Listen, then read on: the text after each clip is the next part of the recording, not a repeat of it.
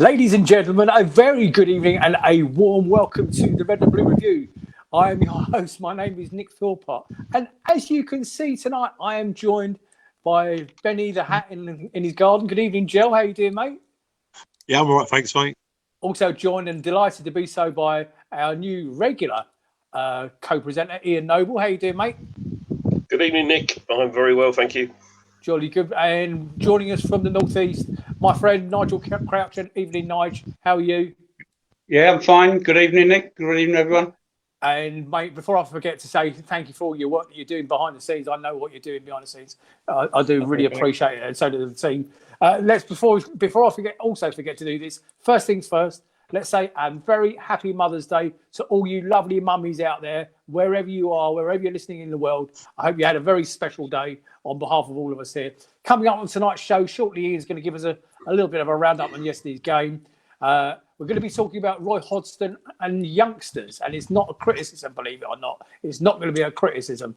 Roy Hodgson and youngsters, an interesting collaboration of Palace fans that I want to tell you about if you're not already aware, and maybe if we get time later on, some questions from the audience. But before we get into the show, if you are watching on Facebook and you are live, please hit the share button and go into Watch Party and share with whoever's on your wall so that we can reach as many Palace fans as we can.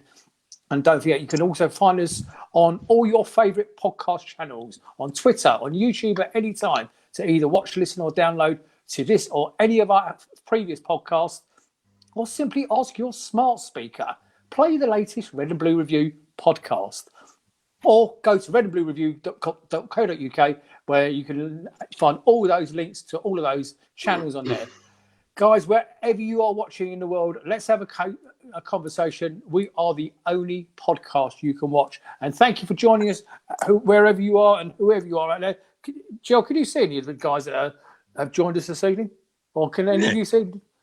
Can you see lots of people. Yeah. Right, carry on. Jill, give us some name checks, Jill. Well, I'm just getting some minutes. Oh, sorry. I thought you'd think, can I see all these? I can't see anybody now. All right. Ian, can you see anybody? Yeah, I can see them. So we've got Andrew Salter, Adrian Lucking, Christopher Gunn, Mickey Philpott, Gary Fisher, Ian Appleby. Welcome, guys. Paul Glance, Andy Best, Mark Drew. So some of the regulars there, Ian Griffiths, John Knox. Good to see these names. And thanks for joining, guys. Absolutely. Loyal people. Saying, lots of faces come and join us every week, and we are grateful you give up your Sunday evenings to come and join us as we give up our Sunday evenings to hopefully entertain you. So let's kick off with the game yesterday. So Palace ran out 1-0 winners against West Brom. A bit of a dire game. The lineup was as follows: Guaita, Ward, Kouate, Cahill, Van Aanholt, Milivojevic, captain, Rudeveld, Eze, Zaha, Ayew and Benteke. And we will be coming on to the subs later on, but young Hannon was on the bench, and we'll be going to be talking about the subs later on and the youngster later on. So Palace captain Luka Milivojevic scored the only goal from the spot after Donnell Furlong was adjudged should have handled Wilfried Zaha's cross, leaving the second from bottom Baggies 8 points clear of safety with 9 matches left to play. Ian Noble, over to you. Yeah, thanks, Nick. So I guess we all watched the game. You wouldn't watch it unless you supported Crystal Palace or West Brom, really, would you? Somebody said, not a game for a neutral, but if you're neutral, you just don't watch, would you? As simple as that. Match of the day, they said we like to be positive, but each of these two sides in their last 12 matches combined have scored just 5 goals. My goodness me. And so it was no surprise, really, was it, that goals were scarce. And we scored just the 1, and thankfully it went to Palace in the first half. So equally, both sides like to play their games more without the ball. They most games the opposition will have more possession. So we managed to persuade West Brom to have the ball more than we did. So they have 56%, we have 44%. So that was good as well. And they had more shots than us, but only 1 on target. 12 shots, but only 1 on target. I mean, they were in front of the goal. I think I said, good job they were shit, because, if they'd been any good, they could have punished us. We had 6 shots, 4 on target, which is a high number for Crystal Palace. So, You know, and I got a bit of stick off a Brighton fan because I took the mick out of them on Facebook, and this Brighton fan, who I know quite a few down in Sussex, a bit back and said, "Oh, one shot on target again." I said, "No, actually, we have 4." So that was good. Corners, not many there, and fouls, bit of a dirty game really. 16 to us, 15 to them, so quite a few fouls in the middle of the park, mixing things up a little bit. But as you would expect, West Brom came to us needing the points. They didn't get them, thankfully, and they did start brighter, didn't they? I think in about the 3rd or 4th minute, you know, we could have been one down inside 4 or 5 minutes. PVA probably a little bit too slow to close Matty Phillips down on our left and their right. He got the ball over, and he sort of bounced about a bit, and you never know. On another day, that goes in, and we're really up against it. And it was a bit cagey, you know, there wasn't much Gomorth action, but it was us that took the lead. And I thought it was an interesting way of doing it. It took a time, didn't it, from the free kick and the way it struck the guy's arm. And watching the game live, I didn't see it straight away. I wasn't immediately going shouting for a penalty or anything like that. But didn't Luka hit the strike sweetly, the one he hit on the volley? That forced a very good save from their keeper. And you think, was it going to be a corner? No. And VAR thankfully intervened. Now, we haven't got much good to say about VAR, but it did play its part and played its part well on Saturday yesterday. And clearly it was handball. It was nailed on, really. The guy leans into it, and no doubt about the handball. But the reason it took such a long time was they were checking to see whether Wilf was on or offside. And he was on, but he was only just on. It was a whisker again. So thankfully he was onside. And Luka stuck the penalty away with aplomb. I thought we were really, really good. And that's what I took the mick out of the Brighton fans. I put it on Facebook. I took the picture of Luka and the ball going in. I said, that's how you score a penalty against West Brom Brighton supporters. So there we are. I got a bit of stick for that. Well done. My way. Right, guys, Jel, I'm going to come to you in a minute. And Nigel, I'm going to ask you if you got any decent stats out of the game. I'll come to you in a second. But before we get into that, right, because of Jason Cadle in the chat has just told me I look sexy in this shirt. Jason, I'm about to ask a question to everybody in Facebook land, and it doesn't apply to you because I know you're going to know the answer.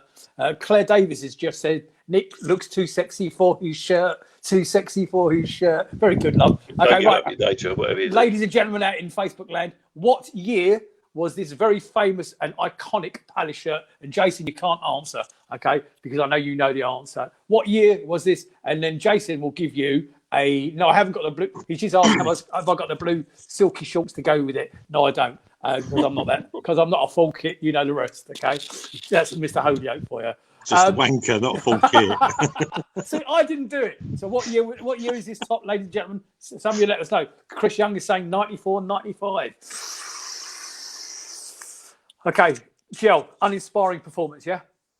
Yes. As Ian said, it was a case of, you have the ball. No, we don't want it. You have the ball. No. Yes. And it was to you, to me.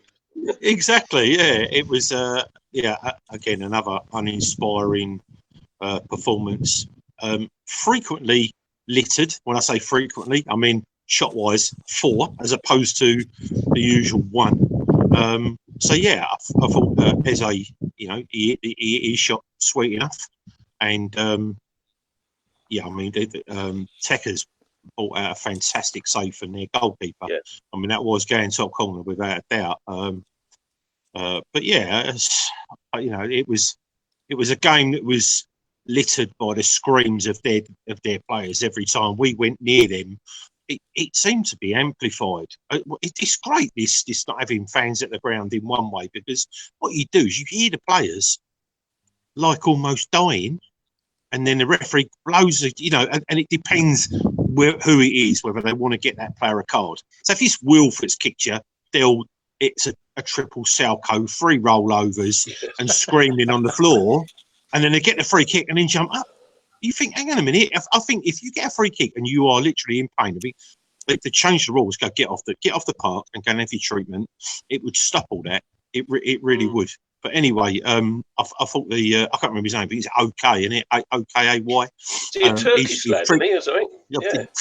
Something like that. Yeah. I mean, he's all over the world. But I mean, Yeah, but the thing is, it's not new. It's not new to Wolf, is it? It's just that No. with the better players, what they do is they just take turns in kicking him. That guy was just detailed that any time, don't follow him around the park all the time, but any time he might look a little bit dangerous, get over there and stop him. Don't worry about it. I mean, you know, the referee was just intent on not really, just intent on letting everyone sort of have their little bit of a proper dig at each other. If that had been the other way around, if that had been a Man City, or if that had been us against the top 6 side, we probably would have ended up with 5 or 6, 7 cards yesterday. But I'm sure Nigel can fill us in with some stats if that's what you're after. Yeah, we're going to do that in a second. I must keep the eye on people answering my question. So we've got lots of answers. Richard Mancy saying 1984. Mark Drew saying 1995. So there's a big old thing. John Knox is saying 94. Andy Stacey is saying 93, 94. Graham Kitchen 92. Tim Hatt saying 92, 93, 91, 92 there.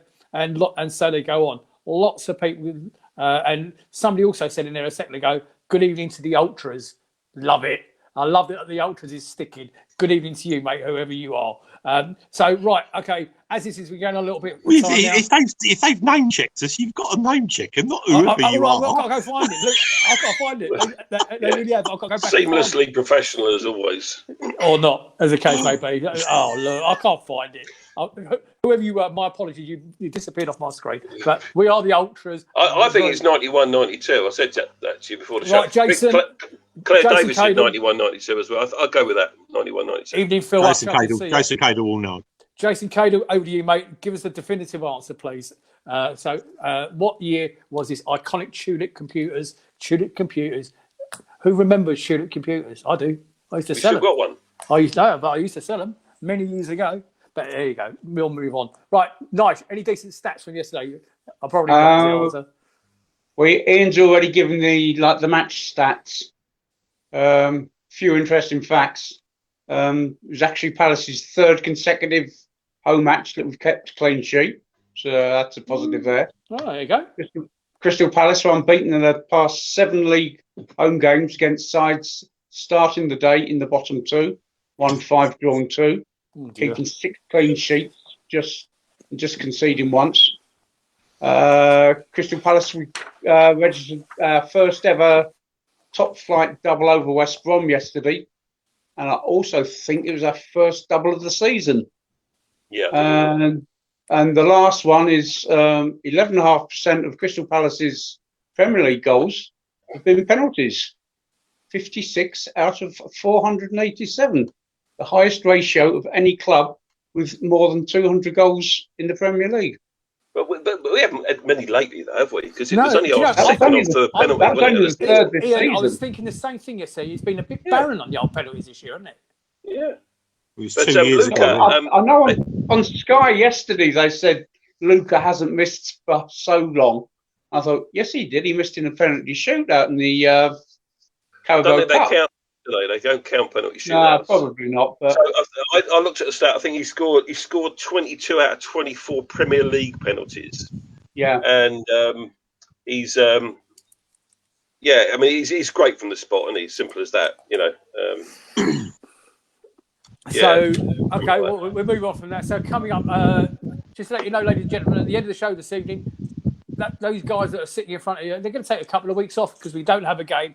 Both teams return to action on the 3rd of April with Palace travelling to top 4 hopefuls, Everton on 3 o'clock on the 4th, and West Brom are facing Thomas Tuchel's Chelsea away at home, also at 3 o'clock on the 3rd of April. Yes, mate. Thomas Tuchel. That is not a definite date.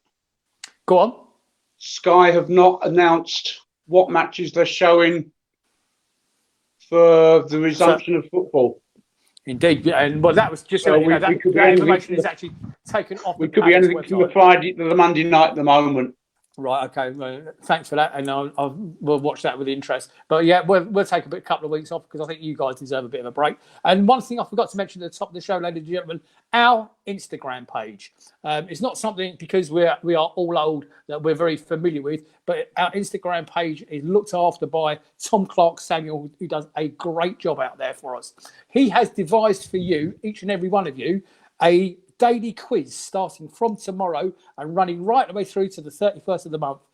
Do us a favour, get on there, and whatever you do on Instagram, give it a like or a share, or just say hello and jump on there and say hello to Tom and join in on his quiz. He's put a lot of work into the quiz. You've got daily quizzes going on that Instagram, on our Instagram page, redandbluereview.co.uk or whatever it is, just like Red and Blue Review, and you'll find it. And so thank you for Tom for all your work. Right, boys, I've got another subject for you. And sadly, Brighton won today. And I know, Ian, you've alluded to Brighton once or twice this evening already. Albion ban season ticket holder for offensive post. I know this is not Palace related, but I just want your thoughts on it. Brighton and Hove Albion have issued a minimum 2-year ban to a current season ticket holder as a result of an offensive and inappropriate social media tweet. Chief Executive and Deputy Chairman Paul Barber said, "We have made clear our zero tolerance policy many times over, and there is no excuse for abusive and offensive comments being posted online. We expect all our supporters to adhere to some basic levels of respect, and the vast majority do. In this instance, we thank those of our supporters who highlighted the posting to the club, and as a result, the individual concerned had their season ticket cancelled for 2 years. We have stopped short of naming the individual and highlighting the post, and we would request others do the same, as we do not wish to further highlight the behaviour or cause additional offence." Jill, I'll start off with you because you've seen, and then Ian to you, because you guys use Twitter an awful lot. And pre-show, we were talking about how toxic Twitter can be, especially the Palace Twitter, keeping it more relevant. Is it something Palace should do? And are Brighton and Hove Albion to be congratulated for their stance? Jill? Well, so what's he said? I don't know. This is to do with This is to do with making a comment after they played Leicester City that related to a helicopter. So it was a stupid thing to say. The guy was trying to be funny, but the guy died, didn't he? So it was more spiteful than anything else. Yeah. So he's not being. Yeah. Okay. So it's bad. It's completely bad taste and insensitive to the family of and the supporters of the chairman. Leicester. Chairman. Yeah, the Leicester chairman, side chairman who died. So, but Christ Almighty, if Palace decide to go back through, I'll have to put mine on they go through mine, I'll be banned forever. I mean, I've not said anything like that, but I mean, crikey, you just, I don't know, I really don't know. I mean, you know, I know that prospective employers now look through Facebook posts to see, you know, you could turn up in a suit. Absolutely. Good point. Absolutely marvellous. And then they'll look through your social media if it's not looked and go, as it happens, this geezer or this bird's a complete arse and we don't really need them. So, I don't know. I mean, you know, the days of I'm not going to call that banter. But I'm just going to say the days of banter look to be over. The days of freedom of speech look to be almost finished. And I think we'll find in the next couple of days that our freedoms of doing whatever we want to, protesting, etc., will be limited again, from what I read on social media. But I mean, listen, it's all right between friends. I mean, I've told you stories about, you know, names that people still call each other that are absolutely frowned on. The older generation, you know, it's changed. It's more woke, or it's more sensitive than it ever used to be. And from an old git like me, it's probably going to get a lot worse. But yeah, I mean, if a football club wants to go through someone's social media and decide that they're not the kind of person they want at the grounds, well, then they can do what they like. I don't think it was actually that side. It said that they thank the supporter for bringing it to their attention. So I don't think it's a question of the club doing it. But it's still a social media. It's still fans of the club going bringing to attention a social media post. I'm not defending this, by the way, at all. The guy's gone. You know, I've seen loads of stuff like that. You know, I see it about Matthew Harding, the Chelsea fans from other London clubs when that happens to him when he died in a helicopter crash. We see it all the time, and it's not acceptable. And so getting called out is, you know, getting called out, grassed or whatever it's a club's prerogative to behave in whatever way they feel appropriate, and other people's behaviour deemed inappropriate. So good for them. Ladies and gentlemen at Facebook land, I'd like your opinion as well. Are Brighton to be applauded or denigrated for taking that sort of action? Ian Noble, your thoughts? Yeah, I think they should be applauded. Joking aside, someone said, "Oh, you're banning him for 2 years. Why are you rewarding the guy? Can't go to watch Brighton for 2 years. That's just a silly jibe, isn't it?" But Brighton did the right thing in banning that fan for that comment. No two ways about it. I'd like to think that Palace would do the same. If a Palace fan so-called supporter had said something like that on social media, then the punishment needs to fit the crime. And it's, is that the right punishment for the crime? Probably. I don't know. But I would applaud Brighton Hove Albion for banning that supporter for 2 years. So we can you stop using the B word now? Okay, that lot down the road. Okay, yeah, all right. Okay, fair enough. On a different, we could go to, our club could go to Man United and bring to attention all of the crass tweets regarding the death of Paul Nixon. Yeah. It's I mean, I'm not just. Where does it stop? But everyone that's ever put anything out there that's a little bit close to the knuckle could soon find themselves in trouble. So, but that's us. That brought them down the road have done what they need to do. Will our social media go after the people? Because it will happen again. It happens every year. Doesn't it? So, will we go after Man United fans after what happened there? It's a very sensitive subject. But like I said, and all that sort of stuff is very high up on the political agenda at the moment. If you think about it, what's going up in London right this very second, happened last night, and for varying reasons, but it all leads to the same thing as you quite rightly earlier on said, Joel, for freedom of speech and so on and so forth. Nigel, your thoughts? Have you got any thoughts on the subject? I think them down on the south coast have done the right thing. Yeah. We had it recently against PVA, and he publicly came out and published against it. I heard one rumour it was actually an Arsenal fan that was goading him because PVA had cost him a bet. But it's just not called for. Not acceptable. And the other thing now, keeping it relevant to Palace, I think I didn't mention at the top of the show was Wilf taking his stance. He's released a statement. I haven't got the statement to hand, but Wilf released a statement saying he's now no longer going to be taking the knee. It's something that it's a personal decision. Jel, just coming to you in a minute. He stood there yesterday with his hands clasped behind his back, okay, while everybody else took the knee. And out of absolute respect, I think, well, fair play to you. If you don't think the message is now getting across, Wilf, with the taking of the knee action, and you're standing against it, do you know what? As a white guy, I think you should be applauded, Jel. We'll put that statement out 2 weeks ago. This is not new. It's not new to Palace who watch, who are on social media that follow certain players and certain reporters. This is old. Like it says, this is old news. But because we're not, because we're not in the public eye of the broadcasters at all until we actually play, and then when we play, they just want to talk about the top six anyway. It's just not news, Ian.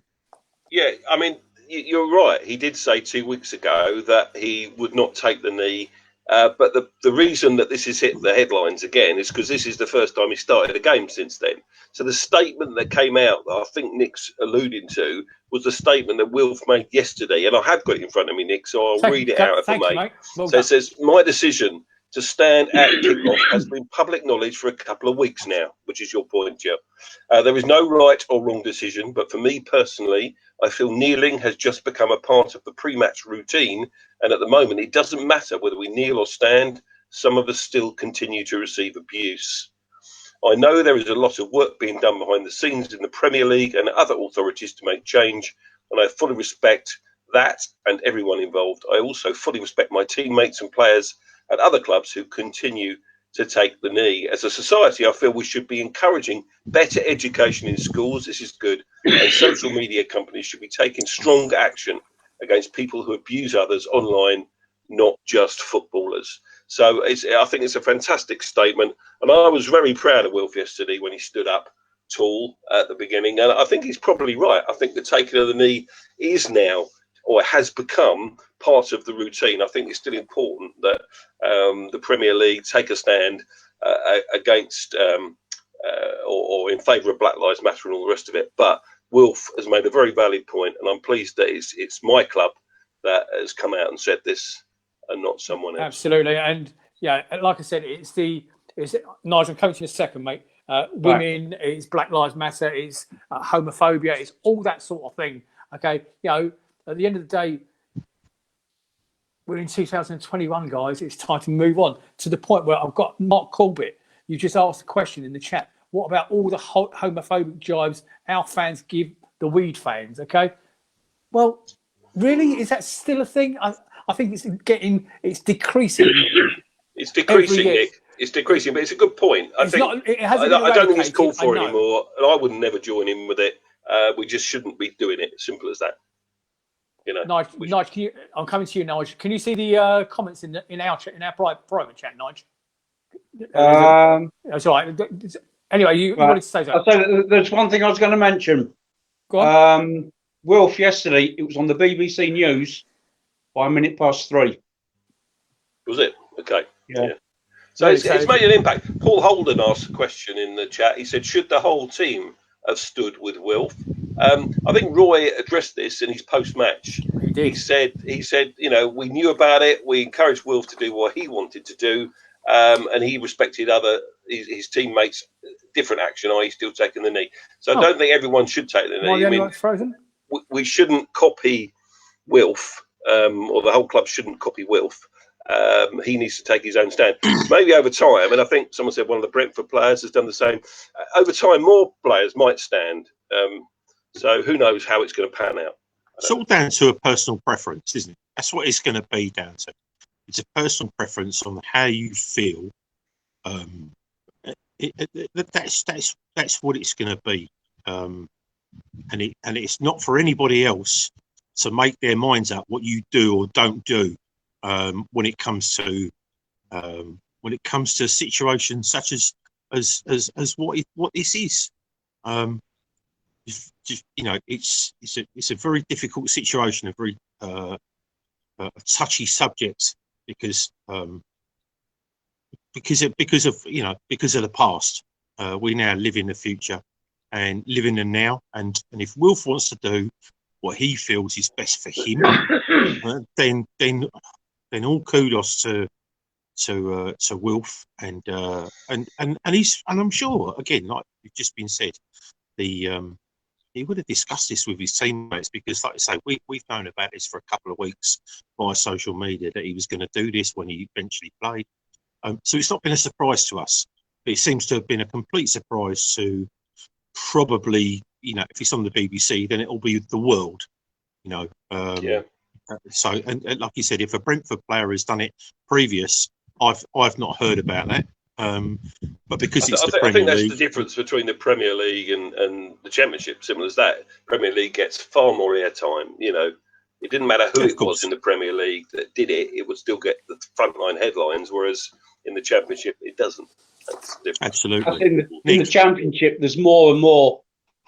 If you want to say taking the stand now, like taking the knee, it is spreading in the Championship.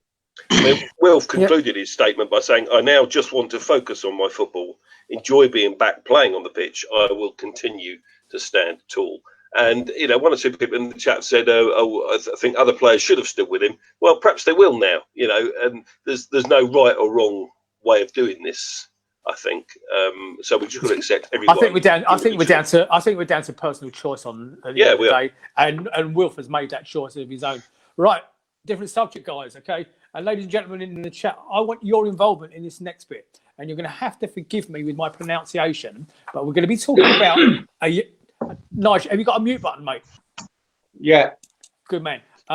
David Omilubu, he's one of our youngsters, has signed his first professional contract at Crystal Palace. Crystal Palace Academy forward David Olumbu has signed a professional contract with the club. Aged 18, he has been in excellent form so far this season, scoring 9 goals from 12 from the under 18s, and also opened his goal scoring account for the under 23s in his second appearance. Bless him. The forward joined Palace's youth setup. Listen to this, guys. Aged 8 years old. Okay, and this season has been instrumental in guiding the under 18s to top spot in the under 18 Premier League South. His maiden strike to the under 23s saw them clinch all 3 points in a 1-0 victory over Burnley in February. So, first of all, congratulations, David. I do apologise to be struggling with your surname, but the top and bottom of this is he's a young Croydon lad. Okay, another Croydon lad made it through, which goes back to the days, if you remember, Ron knows talking about, our catchment area is so strong. We've got so many chimney pots. We have a pool of talent that we just need to nurture. Question for you, boys. Who in our recent history, let's say we go back 3 or 4 different managers, Nigel, you can keep out of this, okay, because I know you know the answer to this. Who is the most successful manager, okay, of bringing through our talent, would you say? Well, I think I know the answer as well, and it might surprise a few. I think it's Roy Hodgson. Joe, would that surprise you as well? Better remember how critical we've been on this show about not playing youngsters. Roy doesn't do this. Roy doesn't do that. Well, I'm going to give you some information that I'm delighted that Nigel supplied me earlier. Actually, Nigel, have you got it to hand there? Because I'm going to give you the names of the ones that Roy has introduced to the first team. Okay, and then maybe Nigel can give the names of the previous managers and what they brought in, because I can't see that. So Roy Hodgson has introduced and brought through from our academy, reserves, 23s, 18s, whatever you want to call it, wherever they've come from. They haven't all gone on to be great successes, I know. They haven't all gone on to make loads of appearances for us, I know, but they've still made appearances. It's a moot point then. It's a complete moot point. Well, how's Aaron Wan-Bissaka a moot point? Nia Kirby, James Daly, Ryan Innes, Brandon Perrick, Tyrick Mitchell, and also the guy that's been on the bench this weekend. No? The guy that's been on the bench. Jill's right. 2 is the answer so far. No, Hannon has broken through from our youth squad to the other. It's not 2. Well, I'll tell you what. When he's played in the first team and he's come off the bench, he's had to kick the ball a few times. That's different.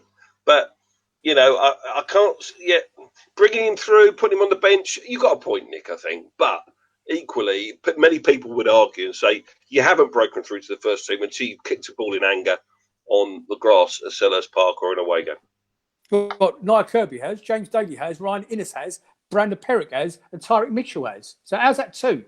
Well, Tyrick Mitchell has. The others, once or twice maybe? That's not. I did clarify that, in my statement, saying yes, I know that. But look. The other thing is, if these lads, those lists you've mentioned, apart from AWB and Tyrick Mitchell, if those others haven't made it, that's unfortunate. They're not good enough. All right. So you do make a good point in many respects. So in the future, with our Grade 1 Academy or whatever it is, hopefully the quality of the players coming through will be better. And we should see more youngsters breaking through into the first team. Yes? James Daly plays. How many times did James Daly play for the first team? How many minutes did he get? Then what we do is we go back to the 23, chucked him in the 23s. When he was scoring goals, he had a really bad injury, came back. They stuck him I think they put him in defence. And then and now he's gone. I think he's actually left the club now. It's just rinse, repeat with the academy. Hungbo. Gone. It wasn't good enough for us. Gone to Watford. Just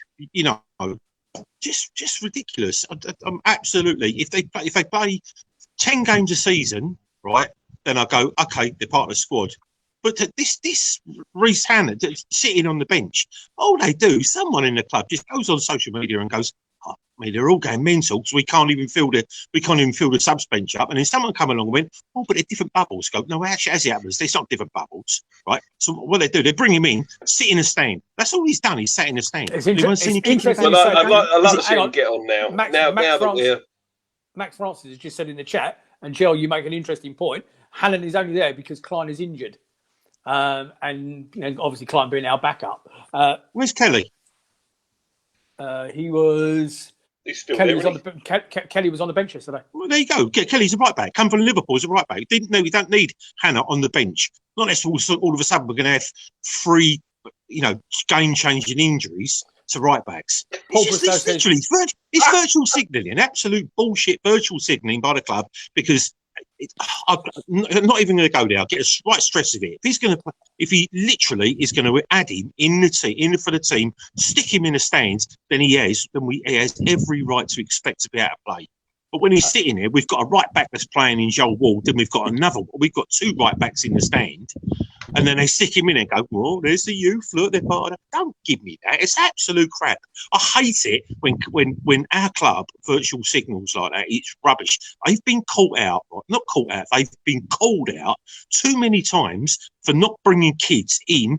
Like we said, even if you don't play, you are at Old Trafford, you are at here, you are at there, and you are being part of that. You're not taken by surprise when you turn up at a 60,000 seater at Arsenal or Spurs, or 70,000 at Man United, 50,000 at City, 50,000 at Liverpool. But Jel, pause for breath a minute.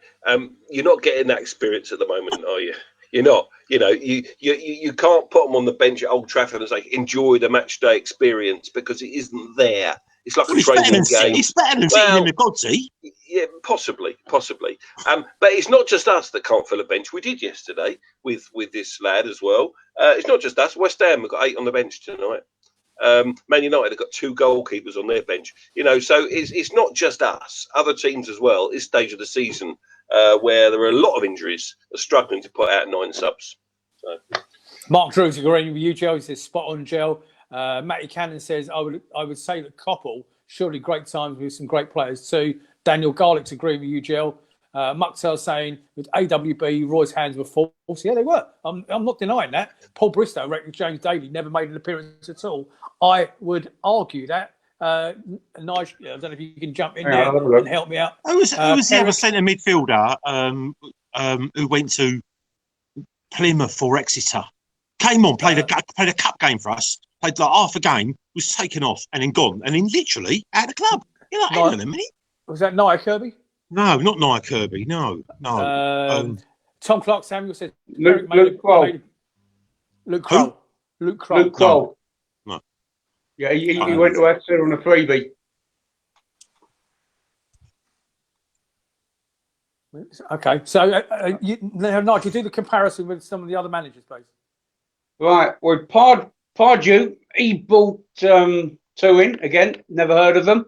Who were they? It was Luke Kroll and Sully Kakai. He did play. He did play a couple of times. He did play. And then minutes. He ended up. But he's not good enough. He ended up on a freebie going, I think it was the US or Canada. Okay. Big Sam, Big Fat Zero. And Frank de Boer, he just bought. Don't worry about him. He's only here 5 minutes. Yeah, but he did more than Sam. Go on. Yeah, we Frank de Boer sort of joined us 26th of June 2017, and they brought Luke Dreyer in, and I'll say that was July 2017. I'll say he hasn't been seen or heard of since. Did he get a bad injury though? Didn't Dreyer get a really bad injury? He did, but yeah. Right, I'll say the previous 3 have done nothing either, so it's not just the Roy thing. It's endemic then. It's endemic with the club. It's within the club. Yeah, of course. He would then argue the point. What is the point in having the academy at all, spending all this money that we are... 2 years I've been saying that for. 2 years. Yeah, but it's a long-term thing, isn't it? You can't switch on the academy and expect the next season to have kids coming through. It's a long-term process. Okay, so we've done an interview with Bobby Bowery. I think it's 2 or 4 ex-Palace and Millwall players. They've got their own academy. It begins with V, I think. Anyway, we've done an interview with Bobby Bowery, and he said there was 1,000 Wilfs out there in Croydon. There's Wilfs everywhere, he said. And for some reason, they're not coming to us. That's what he said. I'd love for people to try and find that interview. I know we did it. I'm going to try and get Bobby. I know someone who knows him. I'm going to get him back on just to will get that change though now, Jill? Will that change given the status of the academy? It will change because it will only change when you have got a forward-thinking manager who literally will try and take a chance on the most promising. And what the thing is at the moment, there cannot be a player coming through who is inspired. It needs to be inspired. This. If I just go completely over it, if we turn around and went Lampard, right? Lampard come in and he went, and the directive is to make sure that we bring 2 or 3 players from the academy and get them involved at the top. Get them involved for the 23s. If you think they might be able to do it, it's never a case of, hey, can't do it, that's it, you ain't good enough. We're paying these people £5,000, £10,000, £15,000 a week. If they're not good enough, they've got to go. I never see the academy thing. It means that I'm sure that we can educate them and they stay with us full time. I'm pretty sure. I'm very ignorant of that. I'd like to get someone on to talk about that, about what that means to us, right? But yeah. For me, I want a young manager. I want someone who can inspire young players to make that step. Someone that they can look up to and go, Christ, 7 years ago, only 7 years ago, when I was just breaking through, when I just got to Palace, I saw you playing the Champions League final, or I saw you play the Champions League, I saw you score that goal, saw you the way that you tackled that bloke, and be inspired. There is no way, I don't care what anybody says, that Roy and Ray can inspire a 17-year-old. I'm sorry. The nicest geezers. Fantastic. You can have all the kudos you want about being a nice person, but this is about entertainment and about bringing. And we've now been told by the BBS, a report on there, that there's no money again next year. But already got the ump about next year. If it's true, this is the Supporters Association. I've had a meeting with the club. Certain questions I asked, the club wouldn't answer them about money and stuff. It's ridiculous. I do wish that Steve Parish would come out and make a statement one way or the other about this, because there is too much speculation, isn't there, amongst fan bases? All he needs to do is come out and say something to shut people up like me. Yeah, that's what he needs to do. Exactly. Yeah. And then I've got to go, okay, the chairman said that. But then what he needs to do is he needs to back up the actions of what he says. And at the moment, we can't back it up. Yeah. I can't believe that we've got potentially the equivalent of 3 billionaires at our club. Those guys, all those guys that are within the club, worth at least £1 billion between them, and 2 American billion-dollar billionaires that own our club. And this is the same. Man United, apparently they don't get investment, American owners. Arsenal don't get investment, American owners. Liverpool, American owners don't get the investment. This seems to be a thing. It really does seem to be a thing.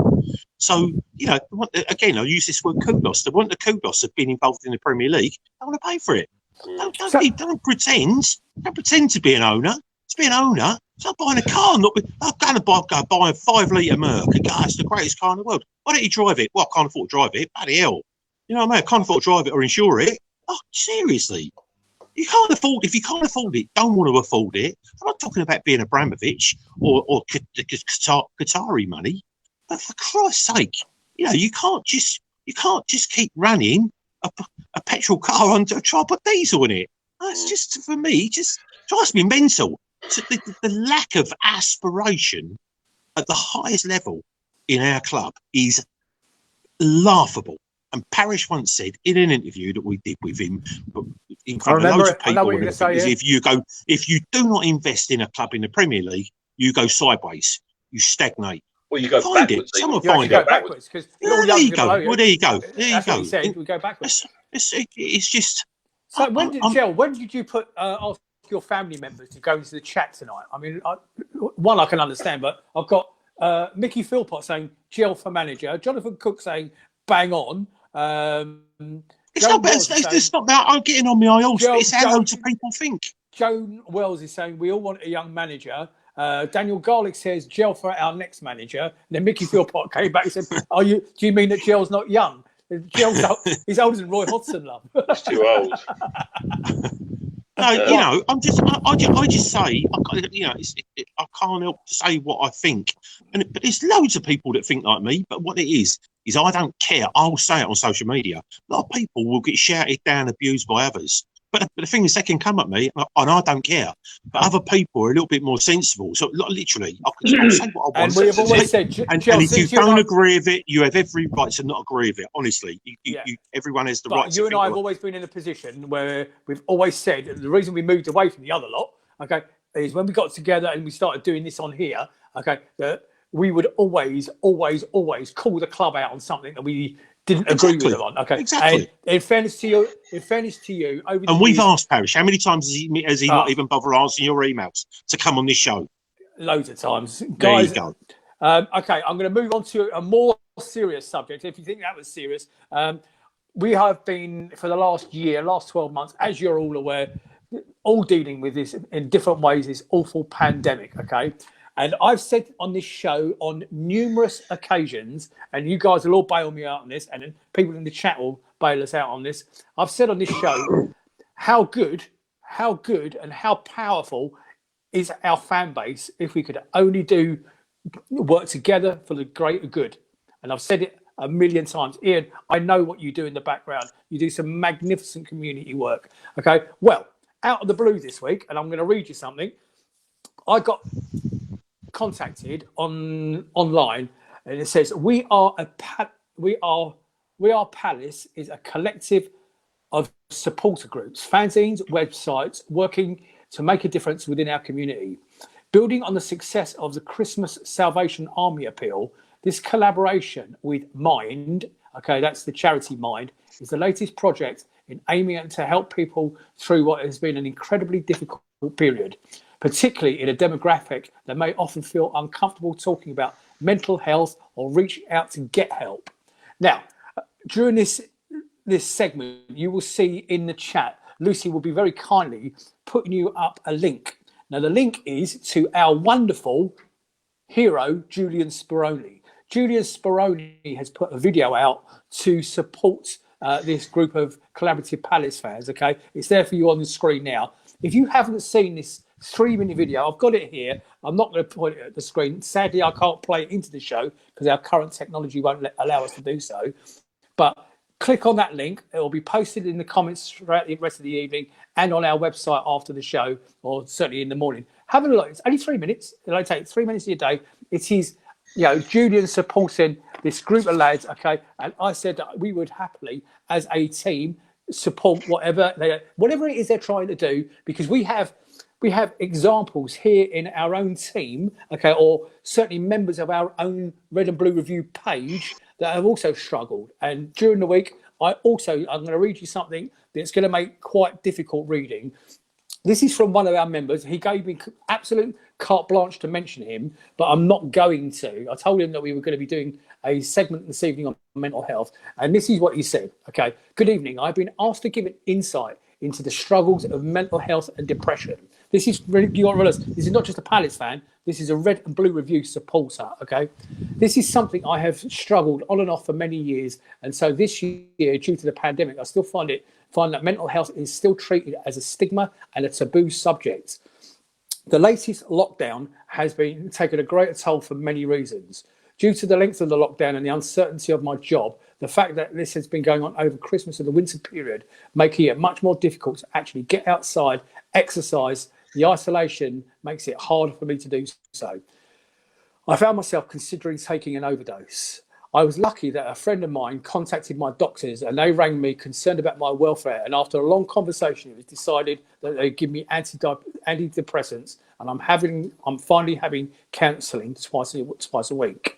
This is where it gets a little bit difficult for me, ladies and gentlemen, because this is what he wrote. I would like to mention 2 very special people that have helped me greatly with my mental health, and they are from the Red and Blue Review family. Nick Philpott and Lucy Usher, and also Andrew Adams and George Uwagwu. So please don't let it get as far as I did. It's not easy. It will sneak up without you realising it. Please, please, please, everyone, pick up the phone and ask for help. Now, whilst we've covered this topic many times on the show, and if you remember, who did we have on before? We were talking about the Palace walks and that sort of stuff. I can't. Who? The Cravatics. No, Homesdale Cravatics. He's Paul one Price. of the groups. Paul Price. Price. Thank you. Yeah. None of us are professional. We don't profess to be professional. Okay. If you are struggling in any way, use that. There's the telephone number 116-123 for the Samaritans, and in this case, Mind. You can get hold of Mind at mind.org.uk. That's mind.org.uk, and you can call them on 0300 123 3393. That's 0300 123 3393. Guys, let's be honest. Since we were actually allowed back in the stadiums, it's been shit for everybody, but it's been worse for others. So, whilst I'm not throwing anybody under the bus, has anybody got any thoughts on the bravery of that guy that wrote to us and spilled his heart out to us? Ian? I think it's incredibly brave of him to put pen to paper, so to speak, and to reveal his innermost thoughts. I think it's very, very difficult for everyone. But as you say, Nick, some people are affected more than others. Some people live alone. Some people have got companions. If you live alone, it must be especially difficult. Some people have been affected with their job. They're on furlough. Even if you're getting paid 80% and you're on furlough, it still must hurt, because even though we all moan about going to work on a Monday morning, inbuilt within all of us is the need to work and the want to work, and to provide for our family or whatever it is, put the food on the table. So I think there's an awful lot going on in the background in a lot of people's lives. As you know, Nick, I'm a trustee of the local Trussell Trust Food Bank. I volunteer with them. I go out on deliveries.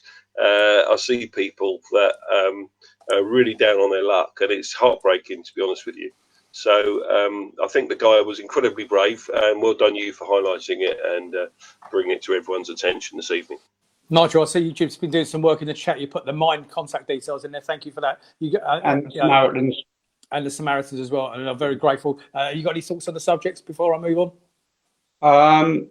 It's just, if you can feel you've got something coming on, just talk to somebody, whether it's your partner, friend, doctor.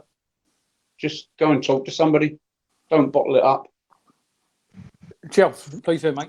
It's very difficult to, obviously you guys know what happened with myself and Lisa all those years ago. Of course. And we both suffered. My wife suffered immeasurably. It was a very, very difficult time. So I've been on the other side of mental health, and being a bit wilder nearly 30 years ago. I was too proud and maybe too scared to talk to anybody about those dark thoughts that you can have. This is again, this on a different side of things. This being forced away from, we're a lot of us are very social. We're social. Human beings are social people. Yeah. You might have the biggest. We have an immeasurable sized circle every Sunday. If people want to tune into us, we're talking to them, even though we're not talking to them personally, but we are talking to them. We are part of a social circle. I'm sure a lot of people come on here just to listen to what we've got to say, just to rubbish us or whatever. But it breaks up the monotony. But what I will say is that we all know who wrote those words to you, Nick, and it's the first part of trying to get fixed is accepting that you aren't very well. Because that's what it is. You're not very well, and to live with dark thoughts all the time in difficult times as they are. I mean, it's difficult without what's going on in the last 13, 14 months. So it's a very difficult situation. But acceptance is a big part of trying to get fixed, and to write stuff down, even if you can't speak to somebody. Try and write it down and then give it put it on paper and then give it to them people, because a lot of people can't do what we do. We've had people on the show and they can't sit in front of a camera, talk to people. It's just it's quite a tough thing to do. But if someone said that I can't do that, I can talk on the telephone, or I can write it down, and then it's a step. So if you feel that you can't talk to anybody, you just need to contact a doctor or Mind or the Samaritans and just try and write stuff down, and that way you will be able to you're taking steps to try and get better, and trying is always better. Believe me, it's always better to not try. Jel, there are some very brave people. Sorry, Nick, just say there's some very brave words. No, are you going to read the comments, Ian? Yeah, I was just about to say, I wasn't going to read them all out. I was just about to say there's some very brave people in the chat this evening that have worn their heart on their sleeve, saying, I was in a low place, you think it's the end of the world. It's not. There is a way out of this. Someone else put down, my wife's in a bad place. My own wife suffered greatly with anxiety during lockdown recently, had some counselling. She's stopped that now. But so a lot of us can really relate to this. So well done if you've put anything in the chat tonight. I'm reading every one of those. Ladies and gentlemen, I'm reading every single one of you. Okay. And when we tried to do this before with the other guys from the Cravatics and everything else, I did say at the time, reach out. Now, this guy that I just read the details out did reach out to a couple of us, okay, and we have worked with him, okay. What is absolutely evident on here is that we're not professionals, but what we can do is be here. Jel, your words were outstanding, mate. I'm really proud of what you just said, okay. That was completely and utterly unrehearsed. You didn't even know I was going to be covering the subject in that sort of detail tonight, so I thank you from the bottom of my heart. Ladies and gentlemen, 116 123 is the Samaritans. If you just want to have a text conversation, just WhatsApp me, just messenger me. I'll talk to you. I'll steer you. But we are one family. It's called the Crystal Palace Football Club family, or closer than that, the Red and Blue Review community. If this has saved one person, okay, from doing something stupid, if this topic has saved one person, do you know what? I can die a happy man, because that's all I wanted to do. We're not out for self-adulation or any shit like that, okay? But we can help, because we're all four old fogies. We're old enough and experienced enough, okay? We've got experience in our lifetimes. So we might not be able to do anything, but we can steer you. We can help you. It's never too late. Pick up the damn phone or speak to your doctor. Get professional help, okay? It is not a taboo subject. It is not a taboo subject. Please do it. Please do it. I'm going to draw the line on that, because that was a bit of a heavy topic. This is supposed to be a joyous show, but sometimes you have to cover that sort of thing. I think it's important we cover that sort of thing. It's, the football's dire. Okay, well, let's talk about something that might do it. Nigel, you got any questions from the audience on the light subject? There's a couple that came from the crew earlier. Go for it. The first one was Laurie. Do you think that by delaying the renewal of contracts has acted as a catalyst to spur on those players to earn a new one? Any thoughts? I think some of them just want to run the contracts down themselves. They should be playing for a contract, even though they get well paid, these guys. If you're not sure where your paycheck's coming from in September, surely that's the motivator, isn't it? It should be, to some extent. I don't see this stuff that some people say on Twitter, that Palace players aren't trying. Clearly the football's not very entertaining. It's generally boring to watch. But I do think they're trying. I think they're putting. I don't think there's anyone that's not really putting themselves through it. You show me anyone that didn't play their heart out yesterday. I can't see it myself. I really can't. Joe, your thoughts on contracts, and let's say your best mate is an example, the big man. I mean, is he? Is let's just say that he stays another year and he has a good year and scores 10 goals. Is that would we get 10 goals off someone else for half the money? He stopped a lot of shots yesterday in defence. Yeah, no. I'm not. You're right, Nigel. I'm not saying that. I mean, that someone put on. Yeah. Someone He that does both obviously. ends. Someone that obviously reads my tweets but didn't have the kahunas to at me at all has turned around and said Jordan Ayew deserves more respect against his name because he was player of the season last year. I went and bought some chips last week, you know what I mean? I won't be buying them next year. I won't be buying them next week. You know, my consultant said I was too fat. So I'm like, What? see, you know, What? And there it is. And there it is. There was just that short circuit in the system, and we went from chips to my consultant to Jordan Ayew in one line. What I'm saying is, you know, just because Jordan Ayew was, you know, they'll keep him because he's on. I don't know. Don't you think he played well yesterday, Joe? Don't you think Jordan Ayew played well yesterday? He played all right. Yeah, Like I said to you, where was he supposed to be playing? Oh, I'm not sure about that. Out wide. Well, he was out wide quite a lot. Did he cross the ball? No. Do you see that time when he picked the ball up in the middle of the park in the second half and he ran almost half a length of the pitch and then his shot was like a pass back to their goalkeeper? I was just, he ran out of ideas. But the thing is, if he'd have looked up, he had two players, one to his left, one to his right, both through. The one to his right, I can't remember who it was clean through. Was literally, if he'd have just passed it. But listen, Jordan Ayew doesn't owe us anything, does he? No, you're right. You're absolutely right. You're absolutely right. But so we go back to Christian Benteke.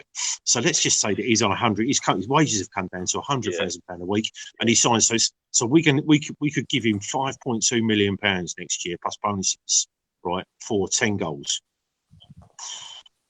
You know, what would Pookie cost us? People say, you know, he does score goals he did score goals in the Premier League and against good teams as well. You know, it's just when it comes to who would you rather have, Luka or Campbell? I watched Norwich. I really like those two players. You said about him last year. You said about him last year. Yeah, I did. Oh, I said about him 2 years ago when they, you know, when they were playing. Yeah, he is. He played today. I watched him today. They're coming back up, and they said some of his flicks are, you know, are just joyful. Listen, guys. Anyway, in a second, I want you to stay there for a minute. But in a second, I'm going to wrap this up for an evening. Nigel, the reason I need to let you go because we've got a slide to put up. Okay, so thank you for all your hard work in the background, and I'll probably talk to you tomorrow. So look after yourself, mate. I'll be in touch shortly. Ladies and gentlemen at Facebook land, I'm reading every single one of those comments that have been going through in the chat, okay? And I'll go after the show and during the day tomorrow. After the show and during the day tomorrow, I will go back in and comment on them. Ian Noble, brilliant performance. Jel Holio, you've been outstanding. Ladies and gentlemen, please pick up the phone. Use the links. Watch that Julian Speroni video, 116123 for Samaritans. We're going to take a couple of weeks breather ourselves because we need a bit of a lie down. If you need us for anything, contact us privately. On behalf of myself, Nick Philpott, Lucy in the background, and all the team, all those people you can see on the screen now, take care, stay safe, get your injections, get your jabs, look after each other. Love you all. Good night, everybody. Thank you. Good night. Cheers, guys. Good night.